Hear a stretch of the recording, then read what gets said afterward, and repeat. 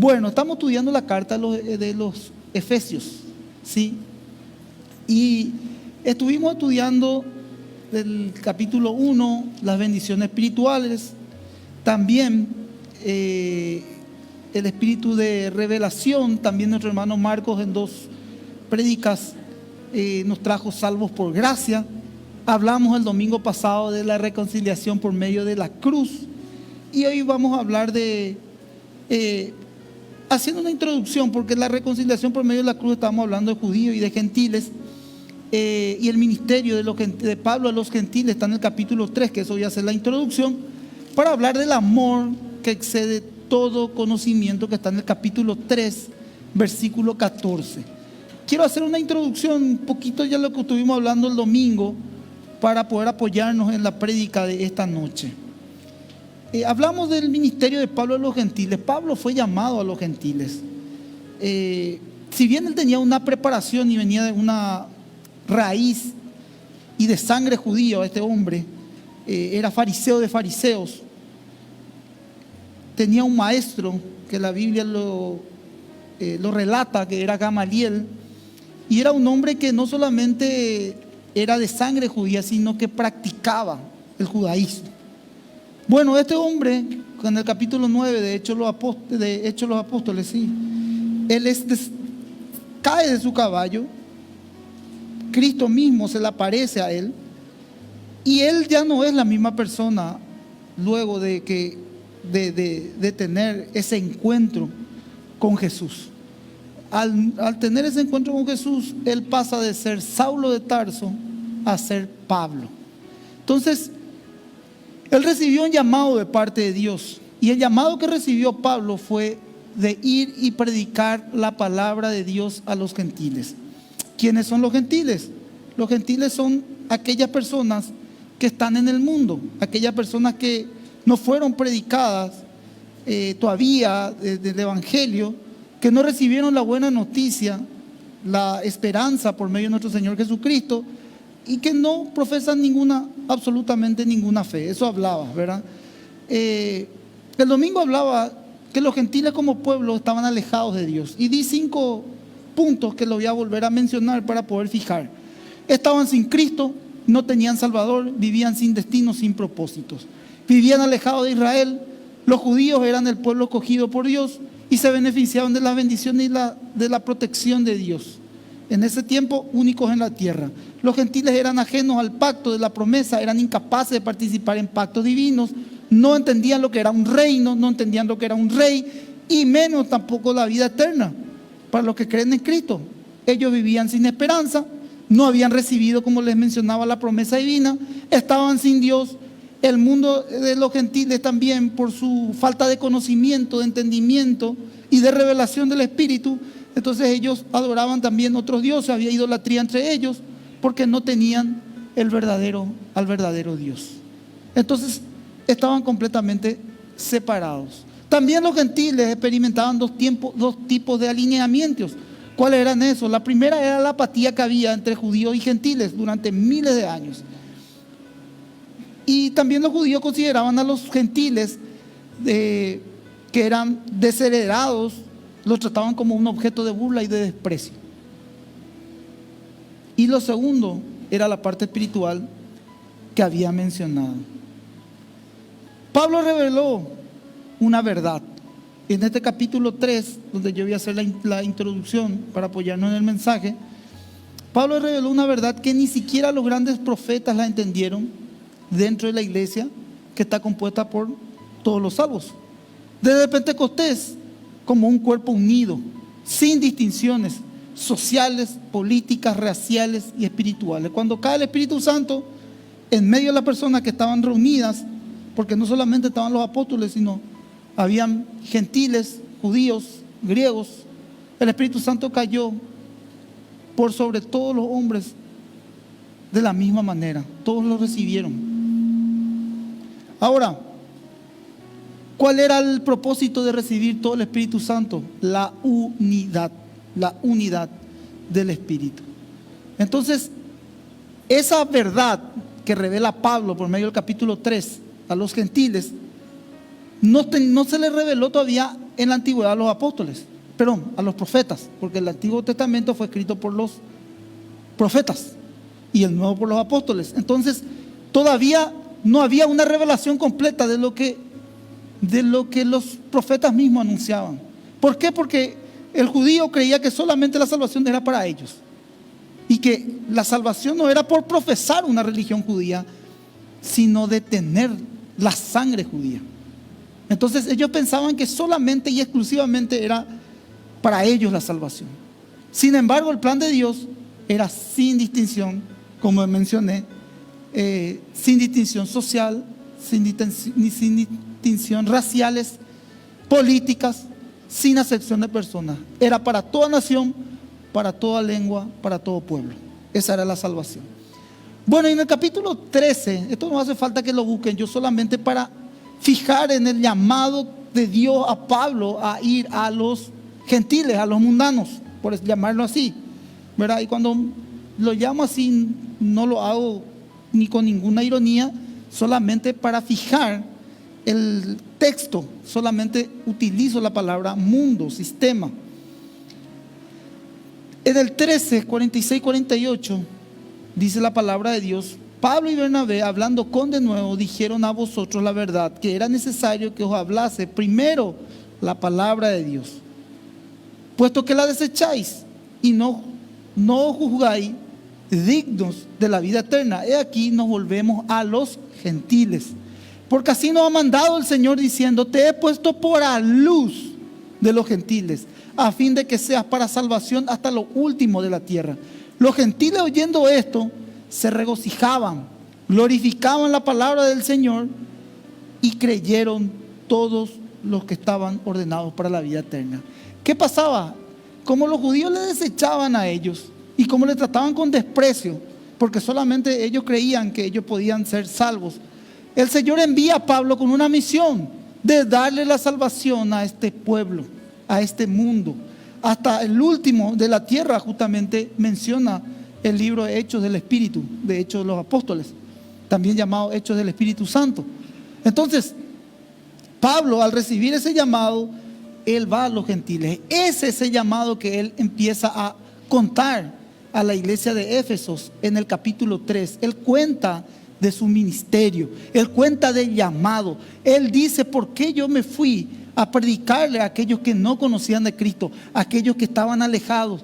Porque el Señor me puso a mí un llamado. ¿Cuál era el llamado? Trabajar de la unidad de la iglesia, entre por un lado judíos y por un lado gentiles, predicando de la reconciliación de ambos pueblos por medio de la cruz. Y es un mensaje, este mensaje, el de la carta a los Efesios en el capítulo 3, de amor. Cuando vas a hablar, cuando Pablo va a hablar a los gentiles por medio del desarrollo de la prédica, te vas a dar cuenta cómo él no juzgaba la condición de aquellos que estaban alejados de Dios, sino exponía el amor de Dios, el amor de Cristo, con un paralelismo con el Evangelio de Juan en la primera carta, donde habla del amor. Ahora sí podemos abrir bajo esta introducción nuestras Biblias en el capítulo 3, versículos 5 al 8. Y van a poder interpretar y entender con mucho más luz el ministerio o el llamado de Dios a Pablo. Dice la palabra de Dios en el 3, 5 al 8 de Efesios: misterio que en otras generaciones no se dio a conocer a los hijos de los hombres. Por eso decía que los profetas anunciaban, profetizaban, pero la revelación fue por medio de Pablo. Como ahora es revelado a sus santos apóstoles y profetas por el Espíritu, que los gentiles son coherederos y miembros del mismo cuerpo y copartícipes de la promesa en Cristo Jesús por medio del Evangelio, del cual yo fui hecho ministro por el don de la gracia de Dios que me ha sido dada según la operación de su poder. Y a mí, que soy menos que el más pequeño de todos los santos, me fue dada la gracia de anunciar el Evangelio de los santos, y me fue dada esta gracia de anunciar entre los gentiles el Evangelio de la inescrutables riquezas en Cristo. Dios ofreció el plan de salvación a los judíos. Eso dice el Evangelio de Juan en el capítulo 1. ¿Cuál era el llamado a los judíos? A la salvación por medio de Jesús. Pero ¿qué pasó? A lo suyo vino, a los suyos no le recibieron. Rechazaron al Mesías, a Jesús verdadero. Y el llamado de Pablo fue a los gentiles. Debido a que los judíos rechazaron el Evangelio, Dios nunca planificó una salvación exclusiva a los judíos. Claro que ellos van a ser juzgados por Dios. Claro que ellos son el pueblo escogido. Claro, dice la carta a los romanos: amé a Jacob, aborrecí a Esaú. Dice en unas versiones. Dice que habla de la salvación a Israel. Pero ahí no nos compete a nosotros, sino Dios va a tener un trato con su pueblo. Dios con su pueblo. Y no va a ser, como les digo, el trato con aquellos que, siendo gentiles o siendo mundanos o queriendo profesar una religión, buscan esa salvación. Porque no es para ellos la salvación, sino es para aquellos de sangre judía. Ellos van a tener un juzgamiento especial con Dios. Pero al fin y al cabo, la salvación no es por medio de las obras. La salvación es por medio de la fe. La salvación es por gracia y por fe. Es imposible que una persona se pueda salvar por medio de las obras. La salvación es por medio de Cristo. Y ese es el mensaje para el judío. Ese es el mensaje para el griego. Ese es el mensaje para el gentil. Para el publicano, para el pecador y para todos. Ese es el mensaje universal de la cruz de Cristo. Entonces, Dios nunca planificó una salvación exclusiva para ellos. Y aquellos que enseñan esto tuercen la Escritura. Porque Dios sí planificó para todos, sin acepción de persona y sin distinción. Cuando Pablo se refiere y él dice a ser el más pequeño de todos los santos, se consideraba a Pablo no un producto de una falsa humildad cuando él dice: yo soy el más pequeño de todos. No. Sino que él se está refiriendo sencillamente a esto. Era como él se consideraba delante de Dios. Él se pudo haber preguntado y pudo haberle dicho: Señor, mi preparación y mi coeficiencia mental, racional y mi cultura es para yo irme a los judíos. Sin embargo, Pedro, quien era un hombre de poca preparación, él fue llamado al pueblo judío a predicar el evangelio. Y Pablo, con toda la preparación, Saulo de Tarso, con toda la cultura, con todo el conocimiento y la vivencia que tenía en cuanto a lo que eran las leyes del judaísmo, y también el hecho de lidiar y luchar contra su propia ira, porque solamente él tenía una misión y un propósito antes de haberle conocido a Cristo, que era perseguir y matar a cristianos. Entonces, al haber esa transformación en su vida y al tener ese encuentro con Cristo, como les mencionaba, ya su vida ya no fue igual. Entonces él se consideraba por esos aspectos el más pequeño de todos. En partes de la Biblia, incluso en sus cartas, habla que incluso como un abortivo. Así él se identificaba y no vendía una falsa humildad, no, sino que se consideraba él así por su sencillez, porque él sabía que Cristo, al visitar su vida, tenía que despojarlo de todo, de toda su autosuficiencia, de todos sus talentos, de todo lo que humanamente él obtuvo, para que Cristo pueda llenarlo a él y poder cumplir el propósito a el cual Dios le había enviado, a hablarle a personas que no tenían cultura, que no estaban preparadas. Quizás muchos no sabían leer, otros escribir. Como les decía, gente, y esto lo digo no de manera despectiva, pero del sistema, del mundo, gente que no conoce pero absolutamente nada, que no se le amaneció absolutamente nada de la fe cristiana. Ese era un gentil. Por eso se consideraba a él el más pequeño de todos. Sencillamente él hablaba con honestidad. Y cuando habla de las inescrutables riquezas en Cristo, ¿qué está queriendo decir la palabra de Dios? Son todas las verdades y las bendiciones que Dios tiene para sus hijos. Eso le decía Pablo a la iglesia de Éfeso. Le decía, las inescrutables riquezas, como también en el capítulo 1 le hablaba de las bendiciones espirituales, es todo lo que Dios quiere para vos, tu bienestar espiritual. Que vos seas un hombre o una mujer portadora de la verdad. Que tu vivencia y tu estilo de vida refleje el amor de Cristo.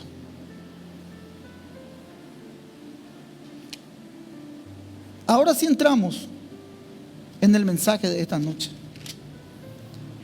que es el amor que excede todo conocimiento, que está en el capítulo 3, versículo 14. Y decía esto Pablo orando por la iglesia: por esta causa doblo mis rodillas ante nuestro Señor Jesucristo, quien toma nombre de toda familia en los cielos y en la tierra, para que os dé conforme a las riquezas de su gloria, el ser fortalecido con el poder en el hombre interior por su espíritu. ¿Por qué dice por esta causa? ¿Cuál era el llamado de Pablo? El llamado de Pablo era la unidad de la iglesia entre judíos y entre gentiles. Entonces, ese llamado era la causa por el cual él doblaba las rodillas, para que la iglesia siempre camine y esté unida, sea un cuerpo, haya una unidad. Esa era la causa. Siempre Cristo, por medio de Cristo, siempre se vino la unidad en la iglesia. Los creyentes somos vivificados. ¿Por qué somos vivificados? Porque poseemos una vida espiritual. Tenemos un cuerpo, que es la materia, pero en ese cuerpo también está lo inmaterial. Por un lado el cuerpo es la materia y lo inmaterial es el espíritu. Y el espíritu posa en un cuerpo. Entonces somos vivificados. ¿Por qué? Porque poseemos una vida espiritual. Ahora vos me decís, ¿cómo podés comprobar esto, pastor? ¿Cómo vos me podés decir que un espíritu posa en un hombre, posa en una mujer? Y eso es lo que Pablo le hablaba a la iglesia. Hablaba de vivificar, porque el hombre compone la parte física, cuerpo. Si te caes o te tropezás o te cortás con un vidrio, te duele, te sangra. Esa es la parte del cuerpo. Pero así también está el alma, donde en el alma están envueltas nuestras emociones. Algo que te genera gozo, alegría, te reís de felicidad, te gozás. Pero hay cuestiones también que te producen tristeza. Y al producirte esa tristeza, está envuelto en las emociones, llorás, te sentís triste. Así como te puedes sentir feliz, te puedes sentir triste. Esa está el alma ligada a las emociones. Y después está el espíritu, quien controla las emociones. Algunos teólogos hablan de que el hombre tiene cuerpo, alma y espíritu juntos, ligados. Otros dicen que son tripartitos: cuerpo, alma y espíritu. Pero al fin y al cabo, dicótomo o tripartito viene a ser lo mismo, la misma enseñanza. Solamente algunos dicen que se separan y otros que dicen que vienen ligados: alma y espíritu. Ahora, ¿cómo podemos comprobar esto? Que somos vivificados por el Espíritu.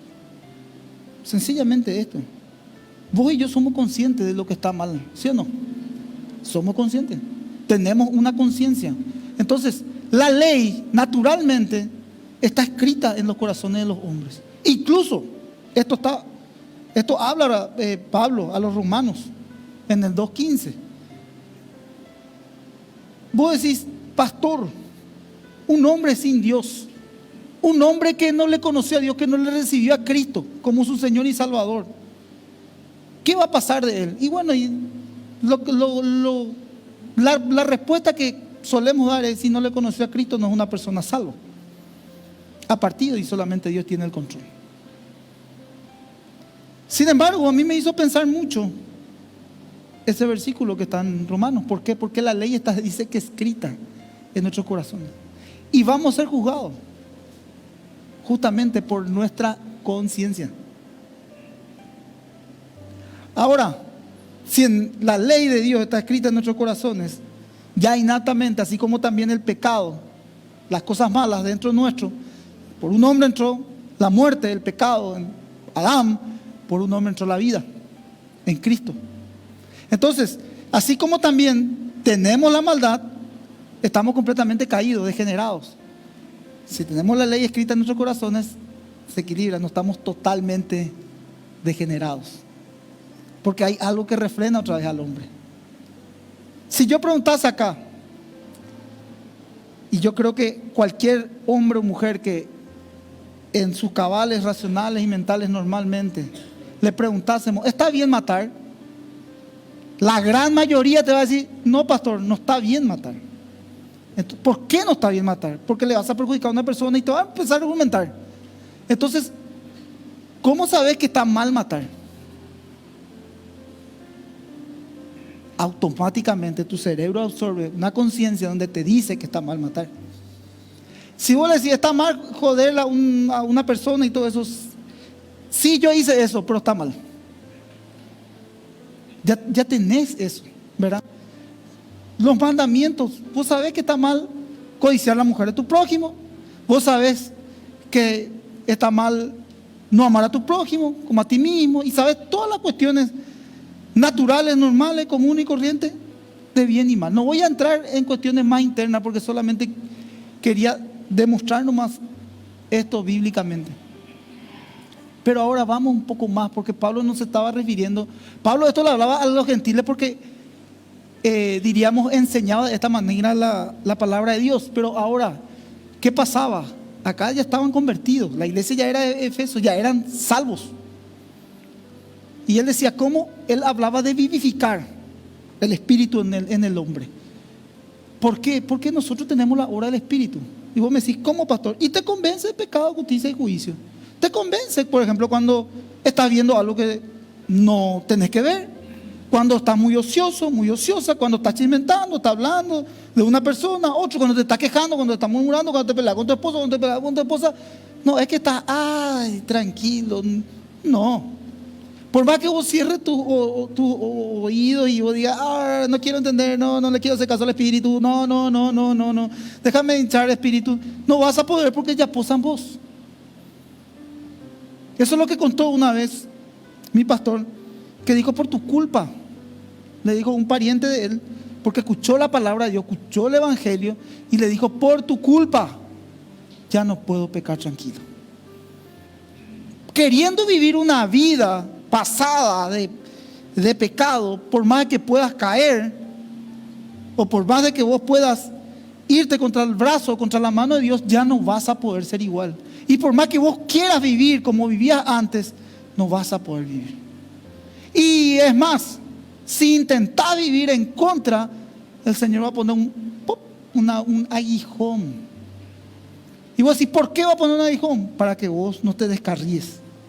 Te va a llamar por amor, te va a llamar por bendición, te va a llamar con un llamamiento santo.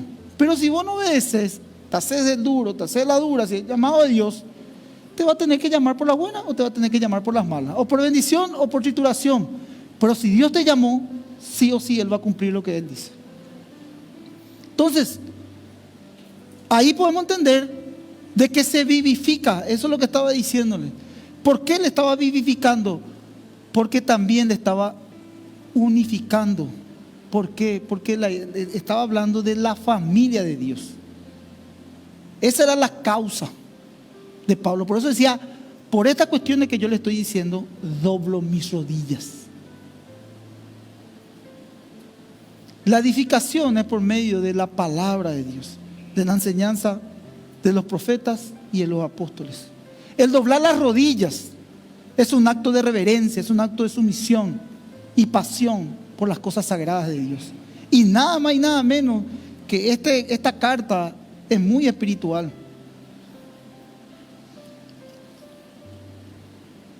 Decía yo que Pablo siempre oraba por los demás, siempre oraba por la iglesia y siempre deseaba lo bueno a los hermanos. Esto está en Filipenses 1:3, conocida oración de Pablo. Filipenses capítulo 1, versículo 3 al 6. Conocida oración de Pablo.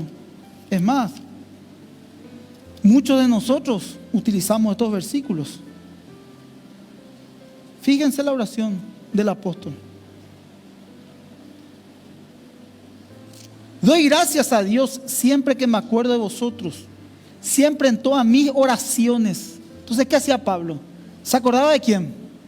De la iglesia. Se acordaba de los hermanos. Siempre daba, ¿qué cosa? Gracias.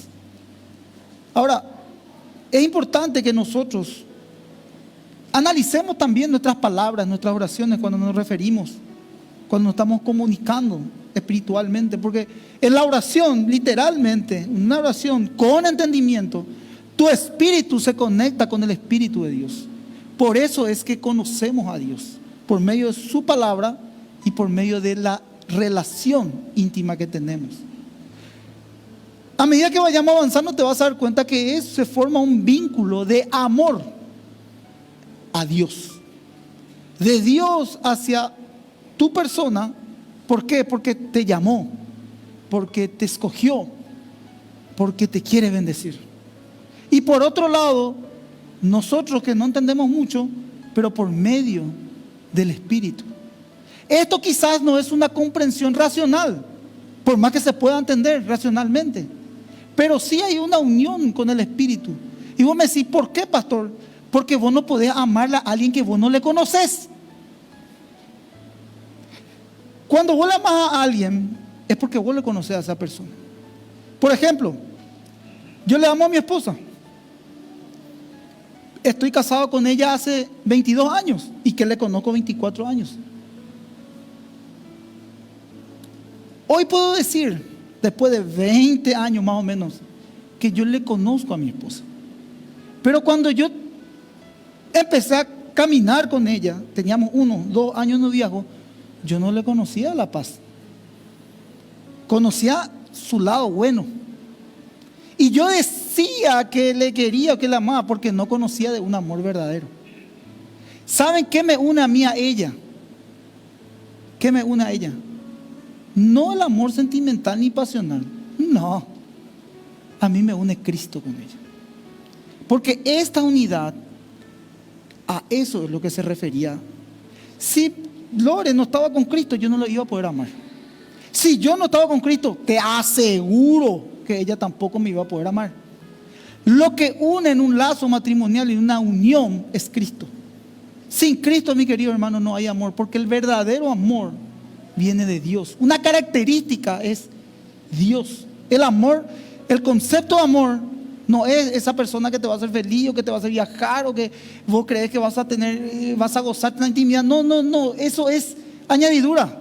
Esa persona es ser humana, es imperfecta, es pirebaí, tiene sus días, buenos, malos, tiene sus reacciones, se tiene que formar el carácter, se va a enojar contigo, te va a herir, vos también a ella, y así, normal, naturalmente, es el ser humano, imperfecto. Pero para poder soportar, tolerar todas esas cuestiones, tiene que haber un amor. Porque por eso la gente se enoja, se divide, se va, se terminan los matrimonios. Por eso también la gente se enoja, se va a la iglesia y un montón de cosas. Porque no está fijado un amor genuino y verdadero en aquel que es la fuente del amor, que es Cristo. Entonces se decía esto: doy gracias a Dios siempre que me acuerdo de vosotros, siempre en todas mis oraciones, rogando con el gozo por todos vosotros, por vuestra comunión en el Evangelio.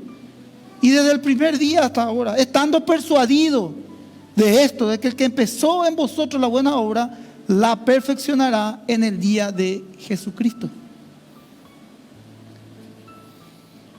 Entonces, mis queridos hermanos, con gozo, con todos vosotros, vuestra comunión, el Evangelio, la unión.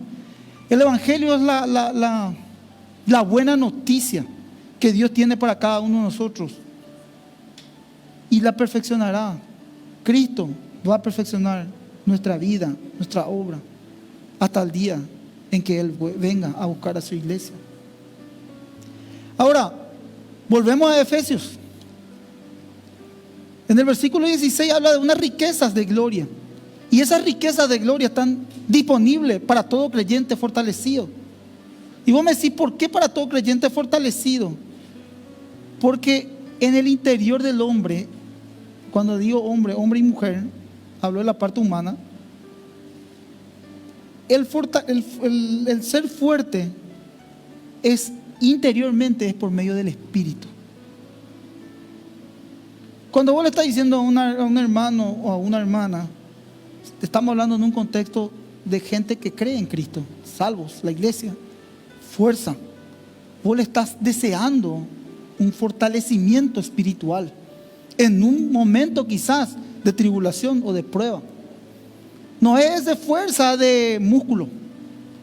No, tenés que ser fuerte mental y espiritualmente para poder sobrepasar esa situación que está pasando. Y hoy más que nunca en día, yo creo que la población cristiana debe de ser muy fuerte mental y espiritual. Los mayores ataques y las estadísticas que nosotros estamos teniendo son temas en la mente. La depresión, el pánico, la ansiedad, todo viene por acá. ¿Dónde entra? En el campo de la batalla de la mente. Y para poder desechar eso, solamente tenés que estar lleno de la palabra de Dios y ser fortalecido espiritualmente para que vos identifiques qué te puede ocasionar ese desánimo extremo que puedes estar viviendo. Si vos no sos fuerte mentalmente, no vas a poder descubrir qué es lo que te lleva a desanimarte. Porque lo que tomó Europa hace varios años no fue el cáncer, ni no fue el SIDA, ni otro tipo de enfermedades, fue la depresión. Y vos me decís, ¿cuál es la depresión, pastor? La vida sin sentido. La vida que una persona vive despertándose y viviendo una vida sin tener un rumbo, sin tener un propósito. Ese es el mundo. Con Cristo nosotros tenemos un llamado, tenemos un propósito, tenemos, diríamos, que vivir apasionado, amando la palabra de Dios y amándole a la gente. Eso te compromete. Si me preguntas, ¿qué te puede comprometer, pastor? Servirle a la gente. Servirle a la gente. Y créeme que cuando uno tiene mucho tiempo, yo decía también esto el domingo, uno corre peligro de ser esclavo de sus pensamientos. La mayor batalla y la influencia es en la mente. Aunque en lo físico una persona se va debilitando, su interior va creciendo y va siendo fortalecido, eso espiritualmente. Por eso que hay veces que vos le ves a un ancianito y le ves físicamente que se está cayendo, pero le ves con sabiduría, con palabra. Y te dice, ¿cómo está, querido abuelito o querido hermano? O le decía a los ancianitos, bien estoy, bendecido, te dice. Y te cierra el puño. Y tiene una fuerza interior. Y vos naturalmente ves que ya está preparado para partir. Porque su alma se va preparando. Su espíritu se va preparando para ese encuentro. El físico va a caer. Por más, mi querido hermano, que tenga 60 años y te vaya al gimnasio todos los días y haga toda la rutina y 1000 abdominales por día, va a pasar el tiempo y sí o sí tu cuerpo se va a deteriorar. Sí o sí. Va a tener que, porque es natural. Tarde o temprano nos vamos. Ya no tenemos la misma potencia que teníamos 20 años, 25 años. Y por más que lógicamente un creyente lleva un estilo de vida de salud, porque así debe de ser, y tiene una vida más plena y más satisfactoria que una persona que no tiene a Cristo, por montones de aspectos, tarde o temprano vamos a tener que partir. Eso es irreversible. Pero ¿qué ocurre? El interior va siendo fortalecido a través del Espíritu Santo. Esto, por ejemplo, que ustedes están haciendo hoy, de congregarse, ustedes están recibiendo un manjar espiritual. Ustedes están sentados a la mesa comiendo buena comida.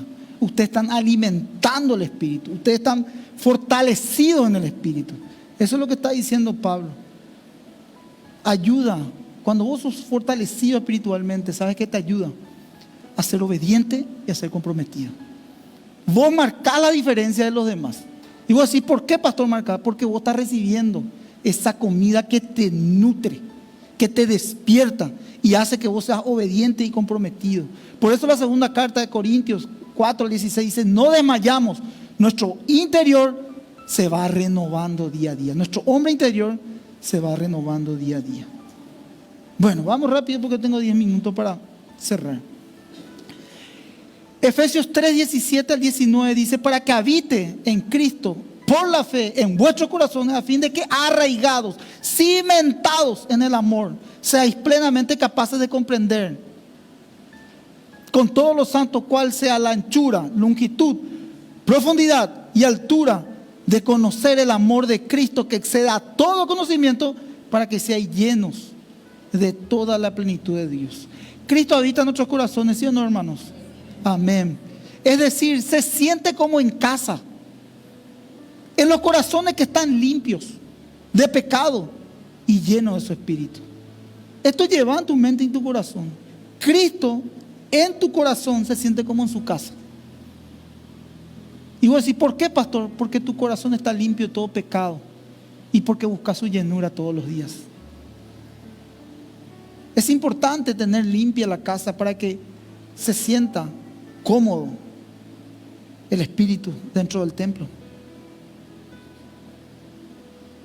Arraigados, cimentados en el amor, quiere decir estar firme, echar raíces, establecidos sobre el fundamento que es el amor de Dios, perseverando con confianza, con fe, entregando el señorío de nuestras vidas a Cristo. Por eso es que perseveramos. Me dice, hermano, no me siento bien, pastor, no estoy bien, estoy con estas luchas. Me dice otra hermana, estoy peleando, tengo ciertas pruebas, sí, mi querido, sí, mi querida, es cierto. Pero ¿saben qué? Quiero decirte algo. Estás caminando, estás perseverando. Y mientras que vos camines, mientras que vos perseveres, el Señor va a hacer algo. Porque va a mirar con agrado esa firmeza a pesar de las pruebas que podés estar pasando. Eso es, no ser vulnerable por algo que te sale bien. Gloria a Dios, entonces me voy a la iglesia. Y a lo que te sale mal, no, ya no me voy más. No. Vos te vas, pase lo que pase.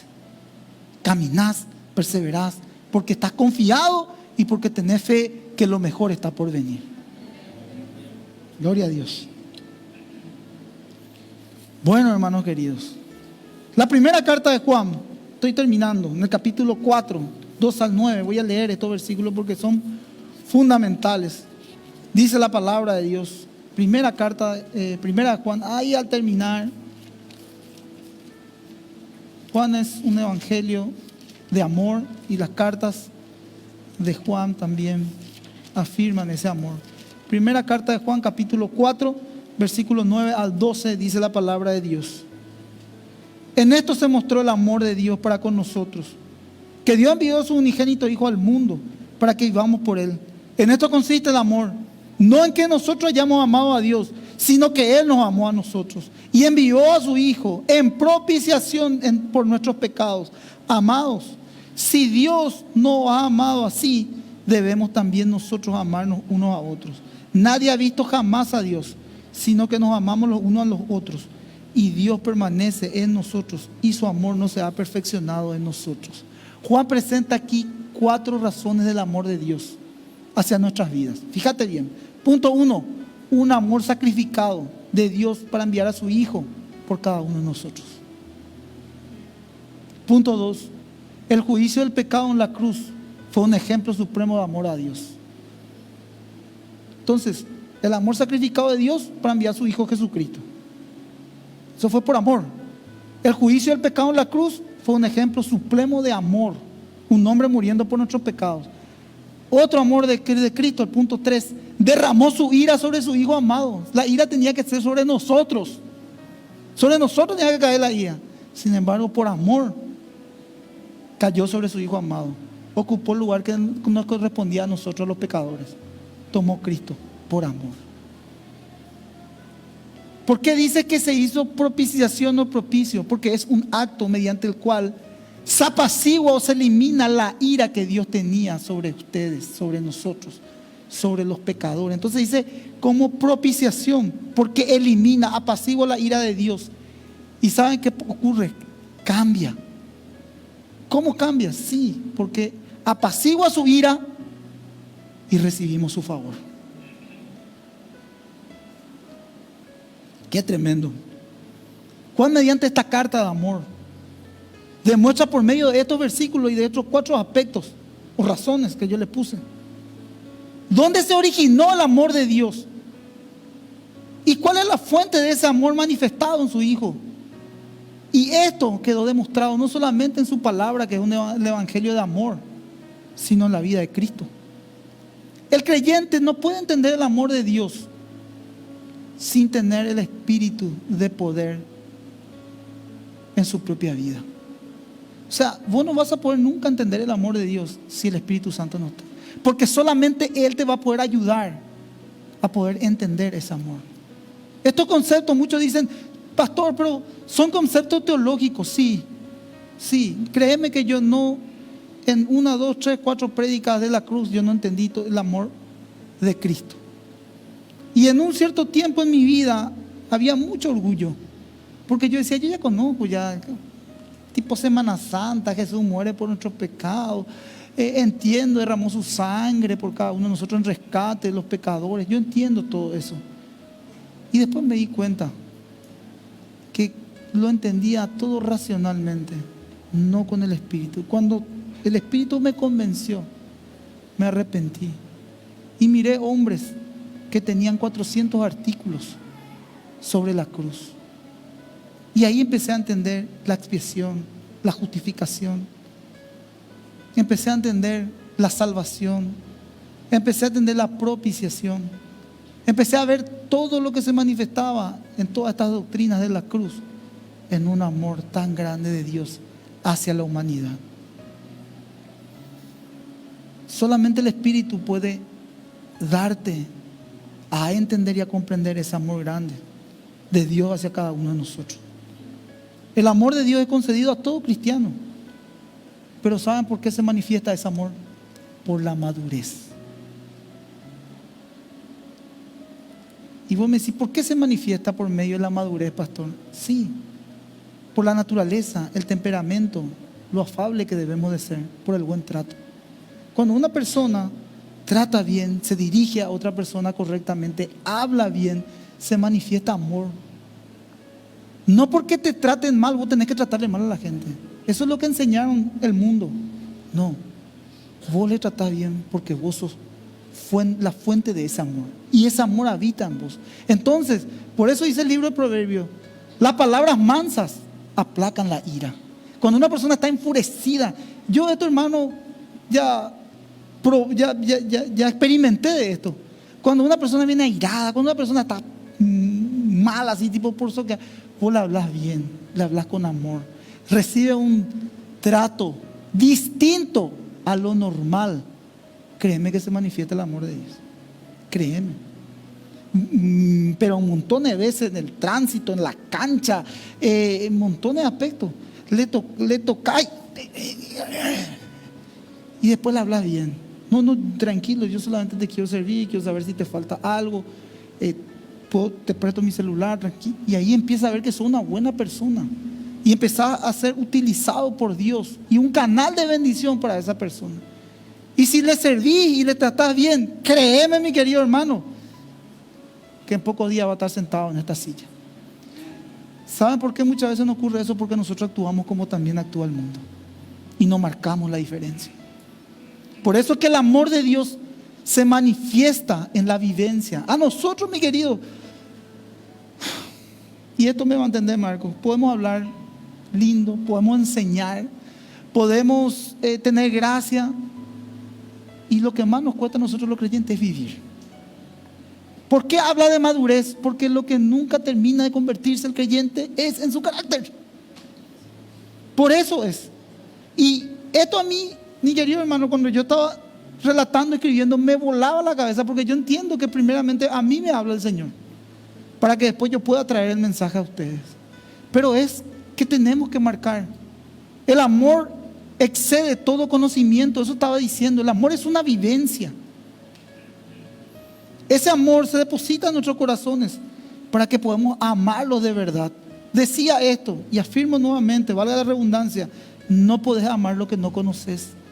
Debes de conocer a tu Dios para poder amarlo. Debes de conocer a Jesús, a Cristo, saber lo que hizo por amor a vos para que vos puedas conocer y entenderlo. Porque no podemos amar lo que no conocemos. Este amor que excede a todo conocimiento está fuera de la capacidad racional. Son aquellos que se han convertido en hijos de Dios. Solamente ellos pueden experimentarlo. Es como un hijo que ama a su papá, ama a su padre. ¿Por qué? Porque nació de su padre. Así debemos de conocernos. Sin embargo, hay muchos que le ven a Dios como un Dios lejano, estando cerca. No saben ni cómo referirse. Por eso es que el Evangelio de Juan te acerca a Dios por medio de Cristo. Habla del camino, habla de la verdad, habla de la vida, habla que siempre Jesús está ligado al Padre. Habla siempre. Claro, se usa términos espirituales y entiendo perfectamente, pues a mí me costó también entender el Evangelio. Pero al tener el Espíritu Santo y al pedirle que te ayude a poder interpretar, entender esto, vos le ves a un Dios cercano. Jesús dijo esto y fue una promesa: mi presencia estará con ustedes hasta el fin de los tiempos. La presencia del Señor está contigo. Donde vos vas, su Espíritu está contigo. Donde vos te sentás, su Espíritu se sienta contigo. Donde vos caminás, va su Espíritu. Somos portadores de su Espíritu y su presencia está con nosotros por medio de su Espíritu Santo. Conclusión, Efesios 3, 20 al 21. Y aquel que es poderoso para hacer todas las cosas mucho más abundantes de lo que pedimos o entendemos según el poder que actúa en nosotros. A Él sea la gloria en la iglesia, en Cristo Jesús, por todas las edades de los siglos de los siglos. Amén. La comprensión humana de la plenitud de Dios es imposible. Ni el más sabio espiritual va a poder captar el alcance total de este Dios. Y hablo solamente de su característica, lo que Él manifestó a nosotros. Su poder. Jamás podamos entender su poder. Su majestad, su sabiduría, amor, misericordia, paciencia, bondad. Todo lo que Él es y todo lo que hace, ni vos ni yo vamos a poder entender nunca. Los creyentes podemos experimentar su grandeza, claro, en nuestra vida. Y vos me decís, ¿cómo, pastor? Con una devoción total.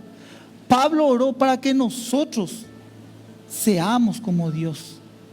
Y al desear eso, vamos a recibir también la plenitud. Pero no nosotros poder comprender eso. Porque nuestra mente es limitada y nuestro Dios es ilimitado.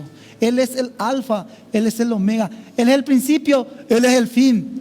Nosotros eso entendemos, pero somos seres completamente limitados, con una mente finita ante un Dios infinito.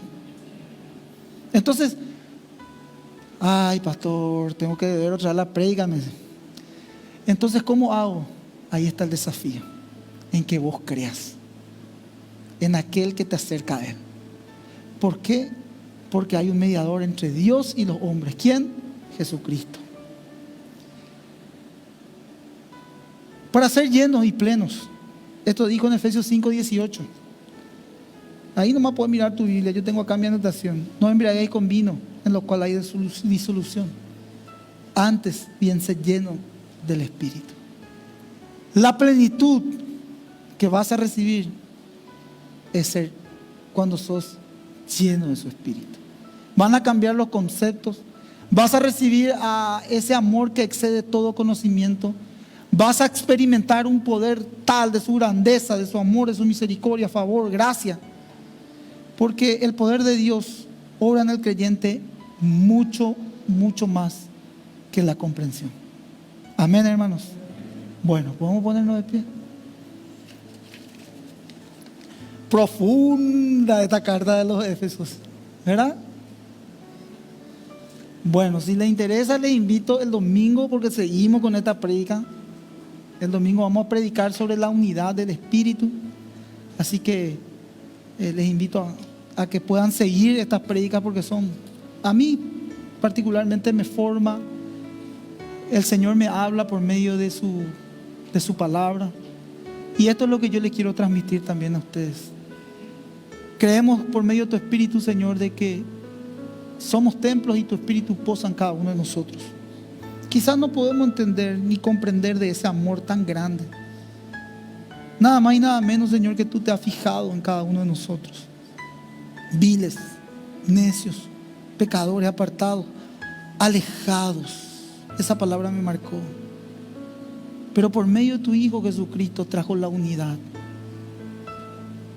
Y esa unidad es para todos, sin acepción de personas. Para todo pueblo, toda nación y toda lengua. Hoy, Señor, te damos gracias, porque tu palabra hace de que se rompan y caigan velos, estructuras, fortalezas, paradigmas mentales. Y se geste, Señor, esa inyección de fe que necesitamos para apropiarnos de la fuente del amor y de la bendición que es tu presencia, Señor. Gracias, Señor, porque si te tenemos a ti en el corazón, tenemos todo. Gracias, Señor, porque tú eres el camino, la verdad y la vida. Y nadie viene al Padre si no es por medio tuyo. Tú eres un Dios bondadoso, eres un Dios misericordioso, eres un Dios de gloria, Señor. Y gracias por las revelaciones que tu palabra da al pueblo, Señor. Sencillamente somos instrumentos y portadores de tu palabra, Señor. Oramos en el nombre de Jesús para que ese poder que hemos recibido en nuestros corazones, ese espíritu de poder que está dentro nuestro, nos ayude a obedecer tu palabra, Señor, a tener una vida de disciplina, a pelear la buena batalla de la fe en la mente y en el corazón, y que se geste, Señor, en nuestras vidas una conducta que pueda, Señor, manifestar de tu amor a los demás, Señor. Oramos, Señor, por aquellas personas que no te conocen. Pon, Señor, aquellas personas que no te conocen en nuestras vidas, para que podamos hablar de este amor inmenso, para poder hablar de tu palabra, Señor. Danos fuerza, Señor, esa fuerza que viene de ese hombre interior que proviene de tu Espíritu, Señor. Guarda nuestra mente, Señor, guarda nuestra vida, guarda nuestro corazón, Señor, y también de nuestros seres queridos. Te alabamos en esta noche, te bendecimos, y que la bendición del Padre, la bendición del Hijo y del Espíritu Santo esté con cada uno de nosotros, en el nombre poderoso de Jesús. Amén y amén. Le damos un fuerte aplauso al Señor. Que Dios les bendiga. Nos vemos el domingo.